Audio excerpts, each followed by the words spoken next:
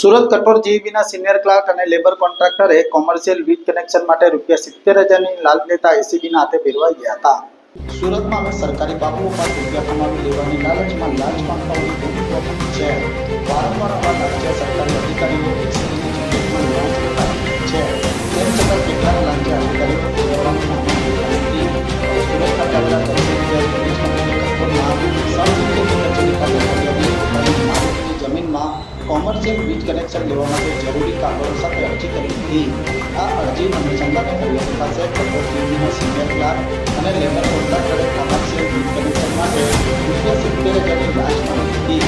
ફરિયાદી લાંચ આપવા માંગતા ન હોય એસીબીનો સંપર્ક કરી ફરિયાદ હતી. ત્યારે એસીબીના વડોદરા શાખાના સિનિયર ક્લાર્ક સંતોષ ભગવાન સોનાવડે અને લેબર કોન્ટ્રાક્ટર ભરત રમણીક સાવલિયા હરિયા એસીબીના કરવામાં આવી હતી. બસ કુંડા બાજુ ભરી બસ બસ બસ